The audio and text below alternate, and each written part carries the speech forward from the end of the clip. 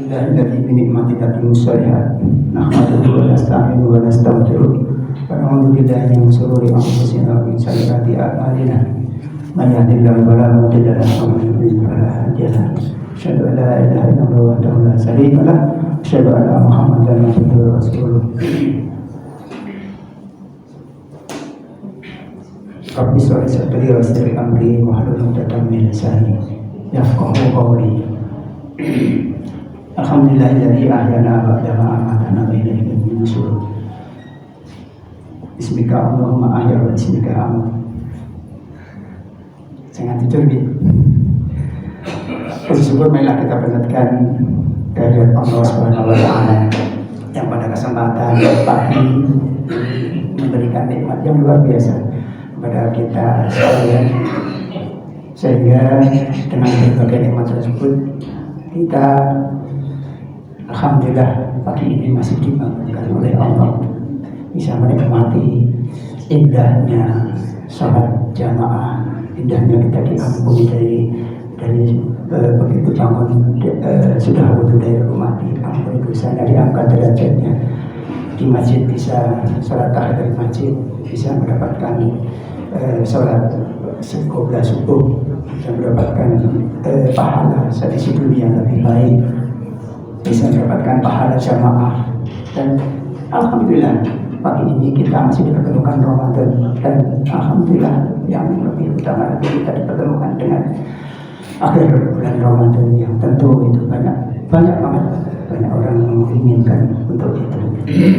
Alhamdulillah, salawat dan salam semoga tercurah kepada junjungan kita Nabi besar Muhammad Sallallahu Alaihi Wasallam serta keluarganya dan umatnya yang istiqomah sampai kepada kita sekalian. Amin ya rabbal alamin. Bapak Ibu dari jamaah yang berbahagia, pada kesempatan pagi ini sebagaimana terjudul di sana tersampaikan upaya meraih husnul khotimah. Betul, ini adalah hadisnya sangat pendek, cuman tafsirnya sangat dalam dan sangat didambakan oleh setiap muslim yang taat tentunya. Sesungguhnya setiap amalan sangat tergantung pada akhir kehidupannya. Ibu bapak yang kami hormati, sebagaimana kita diciptakan oleh Allah, itu ada perintah dari Al-Quran, ya ayyuhalladzina amanu taqullaha haqqa tuqatih wa la tamutunna illa wa antum muslimun. Wahai orang-orang yang beriman, bertakwalah kepada Allah dengan sebenar-benarnya, dan janganlah kamu mati kecuali dalam keadaan muslim. Kembali pada hadis yang sangat pendek tadi. Hadis itu menyimpan pesan yang sangat dalam mengenai pentingnya menjaga keikhlasan dan konsistensi dalam setiap tindakan hingga akhir hayat kita. Makna atau tafsir hadis tersebut adalah mengajarkan kepada kita bahwa nilai-nilai kualitas amalan seseorang sangat ditentukan oleh bagaimana ia mengakhiri kehidupan seseorang. Ia mengakhiri kehidupan seorang muslim. Mungkin dalam menjalani hidup dengan penuh ketaatan dan amal soleh. Namun jika di akhir hidupnya menyimpan dari jalan yang benar, maka dikhawatirkan amalnya menjadi sia-sia. Bapak Ibu jemaah yang berbahagia, dalam hadis tersebut mengingatkan kita untuk selalu menjaga istiqomah.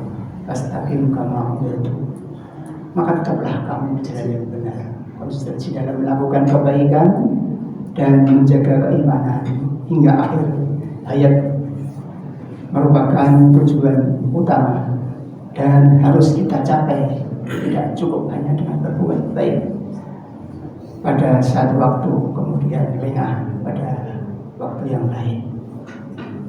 Ada 3 poin yang mengikat, yang sangat terkait dengan hadis tersebut, yang satu keikhlasan dalam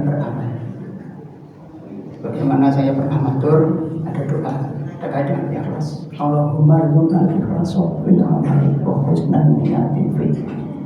Doa ini mestinya mengikat pada diri kita masing-masing, karena artinya sungguh sangat dalam. Allahumma ikhlas fil amali wa husnal niyati fi. Ya Allah, berikanlah rasa ikhlas dalam setiap apa yang kami lakukan. Itu akan menjadikan setiap amal kita harus menjadikan poin untuk amal itu diterima atau tidak. Ketika kita terlintas amal itu bukan untuk lillah, maka alhamdulillah menjadi mungkin hanya capek. Setiap amal harus didasari yang dengan ikhlas, karena Allah tanpa keikhlasan amal tersebut tidak akan diterima oleh Allah meskipun tampak besar di hadapan manusia. Istiqomah atau konsistensi, menjaga konsistensi dalam beramal merupakan tantangan besar dalam hal melibatkan upaya yang terus menerus untuk tetap berada dalam jalan yang benar meskipun menghadapi berbagai godaan dan rintangan. Tentu ini ibarat kita naik gunung. Untuk mencapai istiqomah itu sangat berat. Dari orang-orang yang terpilih oleh Allah, kita bersyukur kita dimudahkan untuk selalu bisa berjamaah. Itu pahala yang sangat nikmat yang karunia yang sangat besar sekali. Itu perlu kita lestarikan sampai kehidupan kita berakhir. Evaluasi diri sebagaimana tersebut dalam surat Al-Asr ada 12. A'udzubillahi minasyaitonir rajim. Ya ayyuhalladzina amanu taqullaha wa la tamutunna nafsun ma qaddamat lighad wa taqullaha innallaha khabirum bima ta'malun. Hai orang-orang yang beriman, ya ayyuhalladzina amanu taqullaha, bertakwalah kepada Allah. Alladzina amanu taqullaha wa la tamutunna nafsun ma qaddamat lighad. Hendaklah kita memperhatikan apa yang telah kamu kerjakan. Untuk apa? Untuk kita sendiri.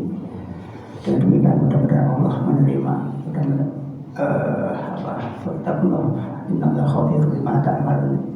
Semoga Allah Maha mengetahui.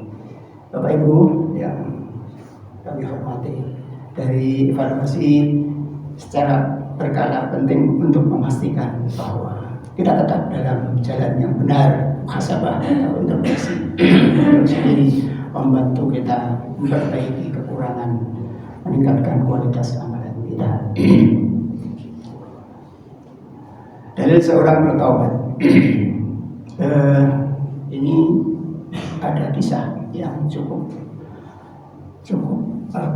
menjadi saya pikir Bapak Ibu sudah pernah mendengar saya mengulangi saja. Seorang sebagai dasar kalau kita istiqomah itu perlu.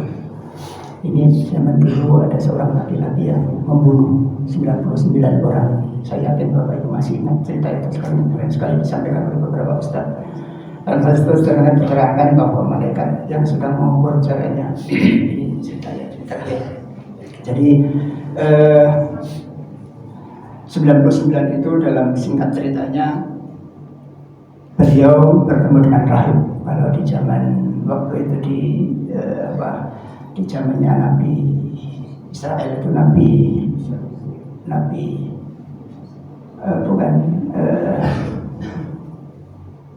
Yakub, Israel, itu 99 orang itu tanya kepada rahib, wahai rahib, pemuka agama kata, aku sudah membunuh 99 orang, aku mau bertobat, apakah aku bisa diampuni? Tidak, maka dibunuhlah itu menjadi 100. Karena penasarannya, orang ini bertanya lagi kepada seorang yang ahli agama tentunya, apakah aku bisa diterima obatku, aku ingin bertobat? Bisa, kamu jalan ke sana, suatu kampung itu yang karena di sana nanti kamu bisa bertemu dengan seseorang yang akan membawa kamu lebih baik. Oh iya. Akhirnya singkat cerita orang tersebut pergilah ke sana. Qadarullah sudah dengan niat yang baik orang ini meninggal di dalam perjalanannya. Dengan hal tersebut menjadi rebutan dalam cerita di riwayat tersebut antara malaikat rahmat dan malaikat azab, masing-masing mempunyai hak karena memang mereka mempunyai hak atas orang tersebut. Di tengah pertengkarannya dua malaikat tersebut, datanglah malaikat yang diutus Allah untuk mengadili, memberikan solusi bahwa orang ini mestinya diukur dari jarak yang telah ditempuh sesuai dengan niatnya. Oke. Kemudian diukur, kata Allah menantikan orang tersebut, buminya dipendekkan oleh Allah dari tujuan yang akan dicapai. Akhirnya kesimpulannya orang ini sesuai dengan hadis tersebut, Allah memerintahkan bumi yang berada di antara tempat tujuan dengan lebih dekat. Hadis riwayat Bukhari Muslim, masing-masing disahihkan. Jadi akhirnya ringkas cerita, orang tersebut karena dengan niatnya yang baik kemudian menjadikan orang itu mendapatkan kenikmatan meskipun orang tersebut belum sempat beribadah. Ini kaitannya dengan nanti di akhir saya matur, saya akan menyampaikan sesuatu dengan kaitan ini. Kemudian beda lagi kisah Basisa, ahli ibadah yang konon hidup 220 tahun tak pernah meninggalkan maksiat. Kita rata-rata umur 60 sampai 70, ini 220, 3 kali manusia hidup, bahkan sampai 4 mungkin kalau 60-an atau 55 itu 4 orang sama dengan orang ini mempunyai murid, dalam kisahnya 60.000 murid, dan orang muridnya istimewa. Dalam kisahnya disebutkan bahwa muridnya pun mendapatkan karomah bisa terbang karena amalnya yang sangat dekat dengan Allah. Allahu a'lam, cerita dalam riwayat seperti itu. Nasib sial pada si Basisa, mereka harus akhir dengan su'ul khotimah karena di tengah perjalanannya Basisa ini keutamaannya, meskipun beliau orang terpandang punya keistimewaan bisa menyembuhkan orang yang gila. Jadi orang yang gila bertemu dengan Basisa itu diberikan kenikmatan bisa sembuh. Dalam singkat cerita, Basisa ini dipertemukan dengan seorang raja yang punya anak gila. Kemudian si raja menyampaikan bahwa tolong anakku diobati, ya akhirnya sembuh karena dikhawatirkan biar sembuh sempurna, akhirnya ditempatkan beberapa saat godaan setan yang cukup menggoda Basisa ini, akhirnya malah justru tergoda dengan perempuan tersebut dan dihamili. Setan datang dengan senang karena telah menggoda, berhasil, kemudian diberikan solusi biar tidak ketahuan wanita ini mau saja dalam pesannya si setan. Akhirnya wanita ini dibunuh dikubur di dalam-dalam, dan dalam singkat cerita setelah rumangsan Basisa sudah aman, tapi setan juga tidak kalah cerdiknya. Dia menyampaikan kepada manusia, kepada tetangga kanan kiri bahwa itu ada kuburan di sana, itu anaknya si raja. Bongkarlah, akhirnya terbongkar, dan si Basisa itu yang ahli ibadah pun akhirnya dihukum mati. Itu naudzubillah. Jadi meskipun namanya sangat istimewa di akhir kehidupannya, tidak istiqomah, naudzubillah seperti itu. Kemudian ciri-ciri 9 amal, ciri-ciri amal yang diterima.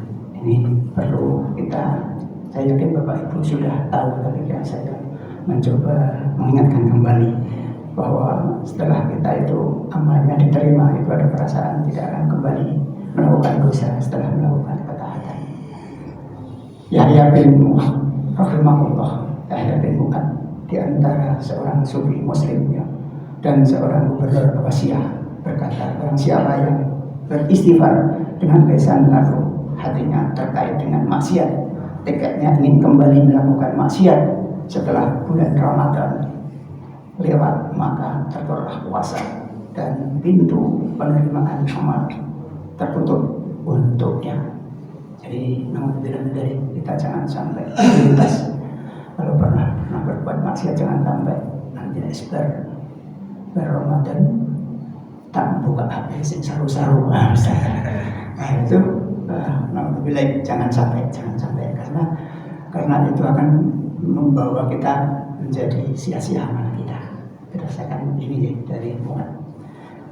Kemudian rasa khawatir jika amalnya tertolak. Sungguh Allah Subhanahu wa taala tidak butuh dengan ketaatan kita dan ibadah kita. Allah berfirman, "Wa in syakartum wa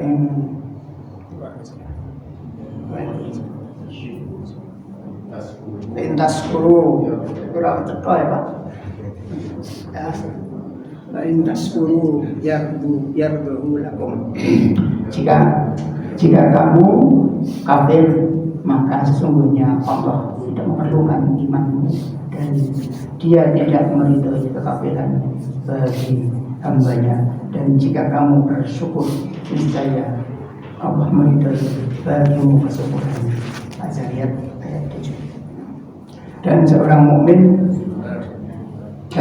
mukmin di samping Az-Zumar ayat 7.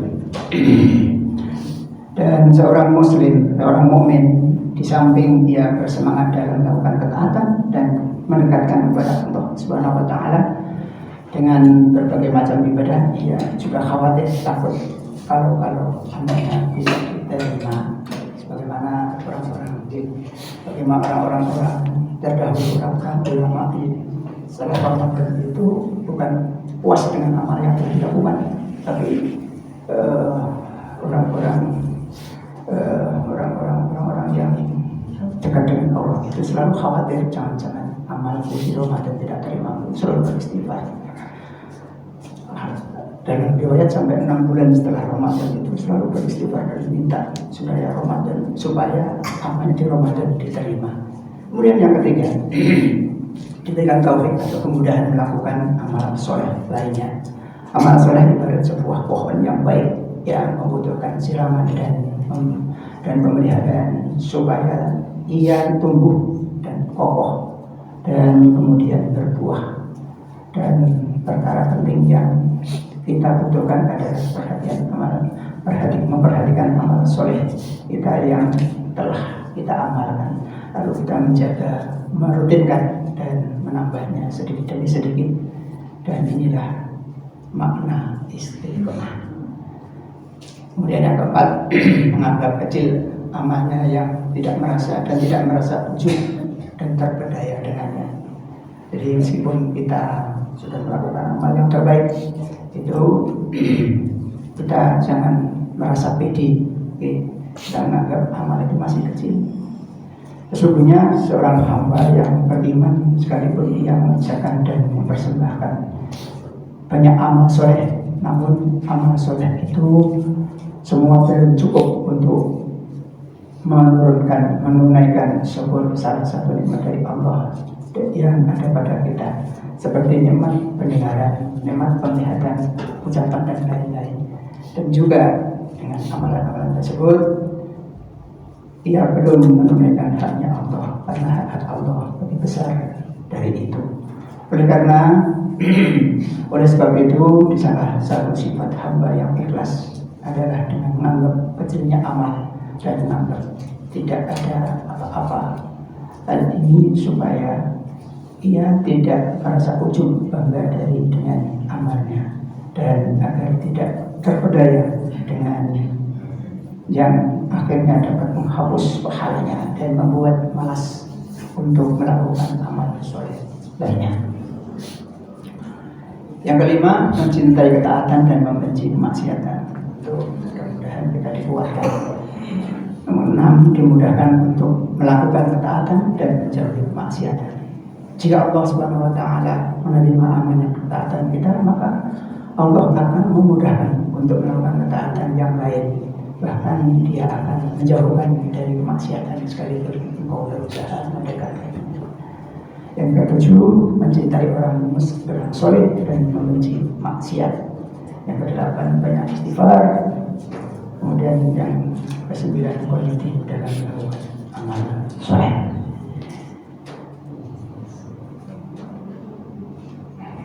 Pentingnya beramal kontinu atau rutin walaupun sedikit.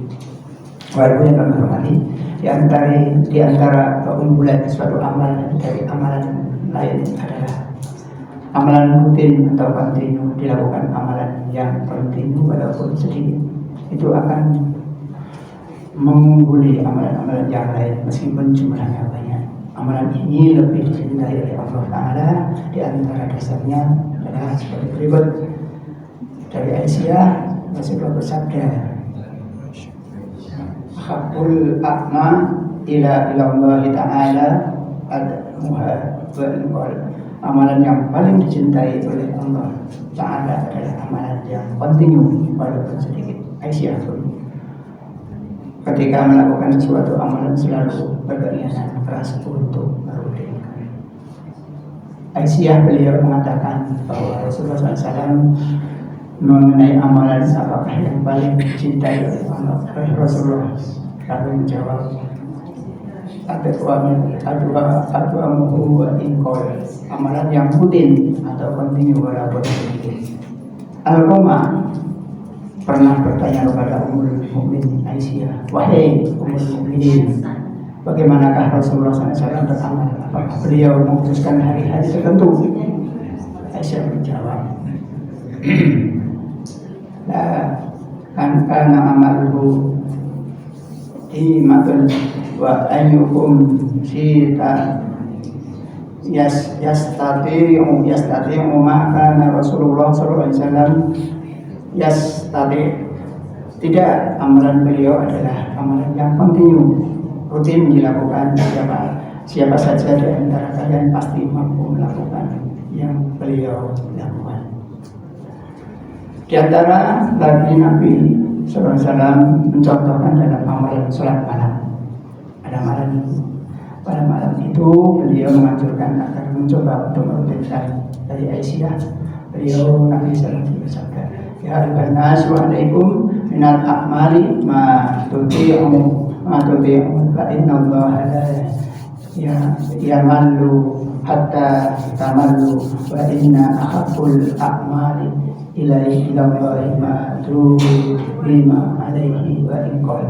Wahai sekalian manusia, lakukanlah amal sesuai dengan kemampuan kalian, karena Allah tidak bosan sampai kalian merasa bosan. Tahulah bahwa amalan yang paling dicintai oleh Allah adalah amalan yang kontinu saja walaupun sedikit. Keterangan ulama mengenai amalan kontinu, Ibnu Rajab Al-Hambali mengatakan yang dimaksud dengan hadis tersebut adalah agar kita bisa pertengahan dalam melakukan amalan, yang berusaha melakukan suatu amalan sesuai dengan kemampuan. Karena amalan yang paling dicintai Allah adalah amalan yang rutin dilakukan walaupun sedikit. Beliau juga menjelaskan bahwa amalan yang dilakukan oleh Nabi SAW, amalan yang terus menerus dilakukan kontinu. Beliau pun melarang memutus amalan dan meninggalkan begitu saja. Sebagaimana beliau pernah melarang melakukan hal ini kepada sahabat Abdullah bin Umar, yaitu Umar dicela karena meninggalkan amalan sholat malam. Dari Abdullah bin Umar bin As radhiyallahu anhu, Rasulullah pernah bersabda, "Ya Abdullah, la takun mislu fulan. Kana yaqumul laili fataroka qiyamal laili." Wahai Abdullah, janganlah engkau seperti si fulan. Dulu dia biasa mengerjakan sholat malam, namun sekarang dia tidak mengerjakan lagi. Para ulama pun mencontohkan dalam beramal agar bisa kontinu. Jadi dalam hal ini kita kaitkan dengan sholat tarawih, contohnya juga sholat malam. Setelah ini monggo kita kontinukan tidak termasuk seperti hadis ini.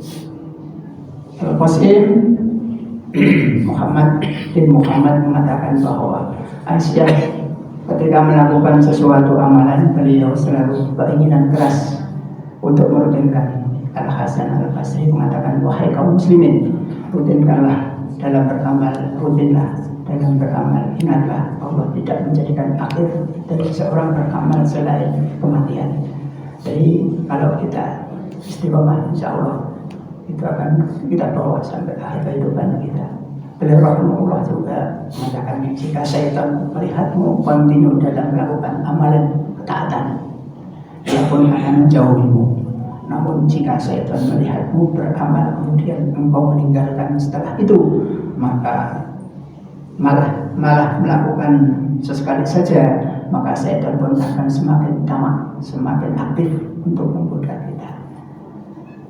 Maka dari penjelasan ini menunjukkan dianjurkannya merutinkan amalan yang bisa kita lakukan dan jangan sampai ditinggalkan begitu saja, dan menunjukkan pula dilarangnya memutuskan suatu amalan meskipun amalan itu hukumnya sunnah.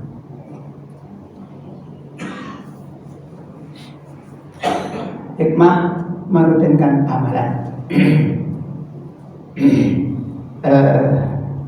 Satu, melakukan amalan yang sedikit namun kontinu akan membuat amalan tersebut langgeng, artinya akan terus tetap ada.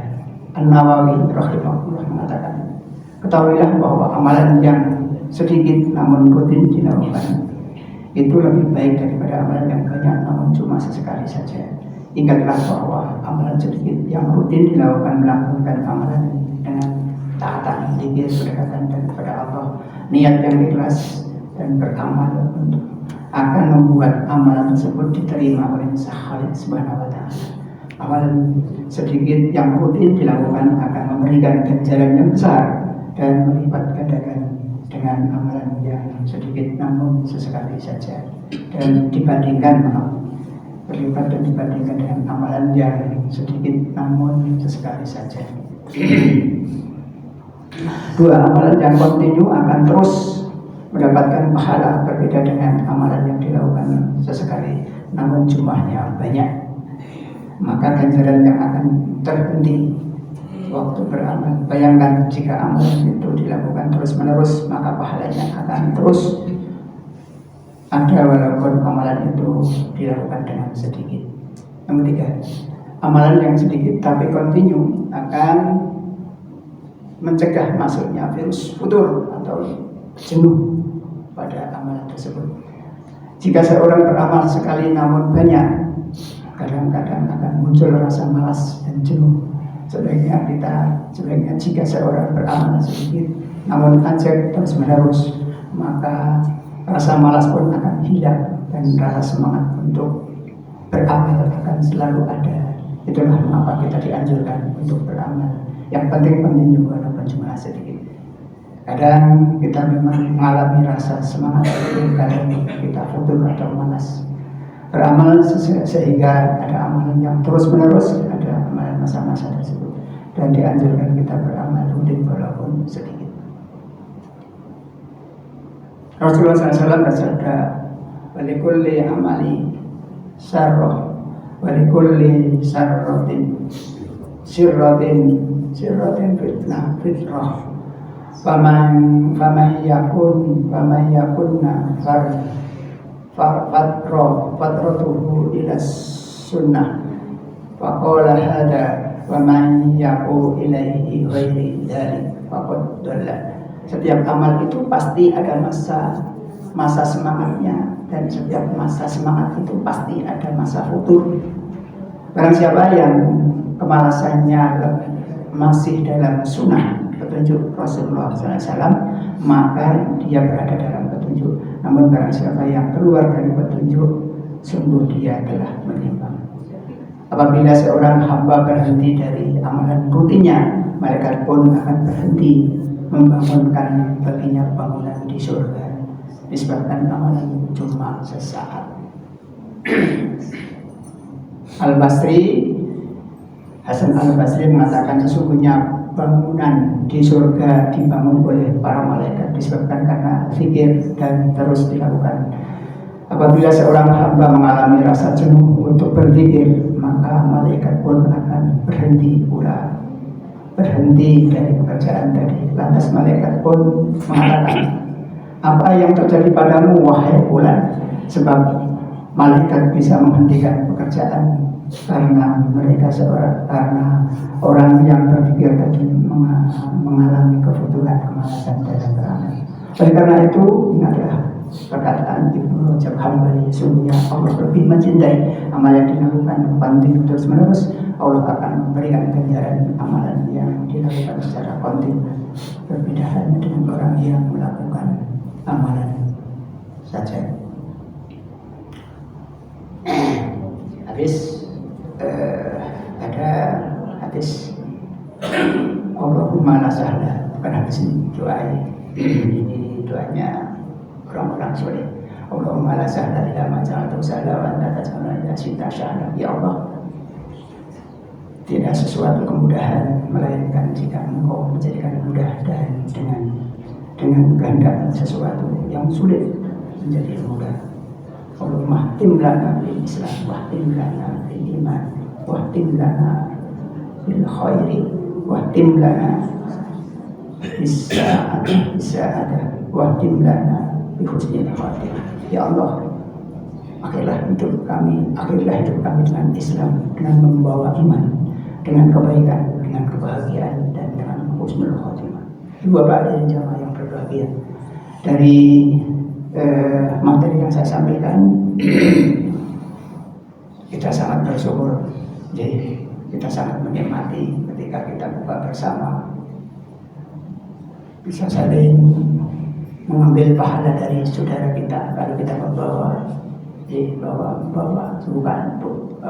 bahan buka, kita bisa mengambil pahala dari saudara tanpa mengurangi saudara kita yang puasa. Untuk itu saya tak ingat, mari kita rutinkan.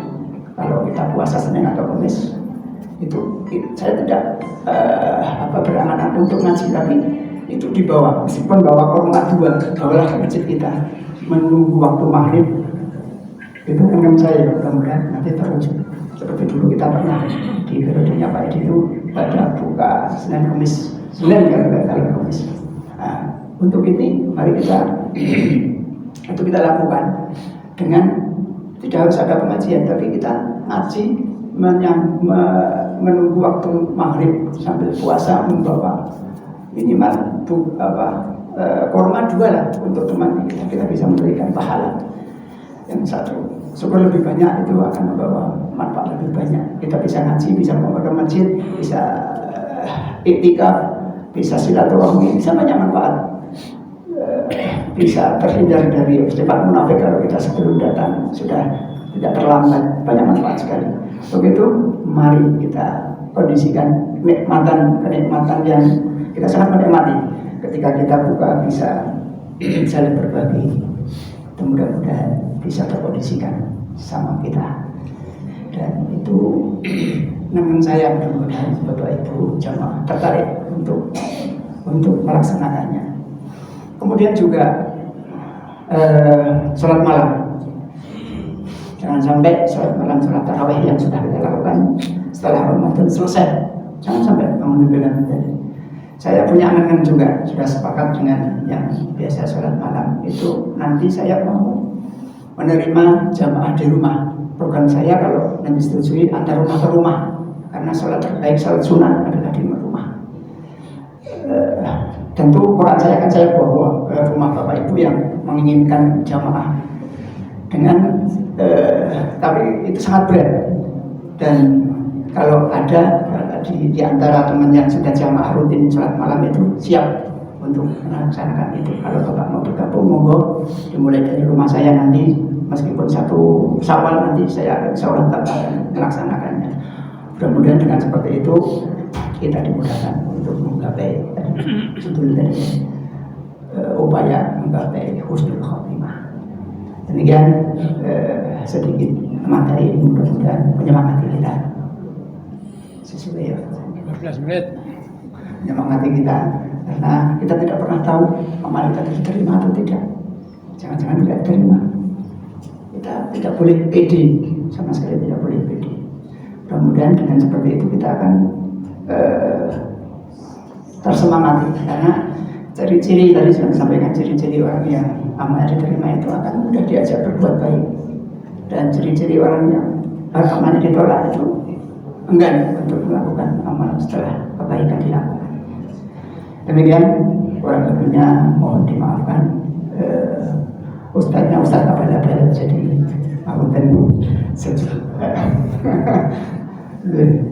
Jangan ada pertanyaan karena saya khawatir bisa jawab. Itu saja, mohon maaf apabila hidayah wa taufik. Wassalamualaikum warahmatullahi wabarakatuh. Waalaikumsalam warahmatullahi wabarakatuh.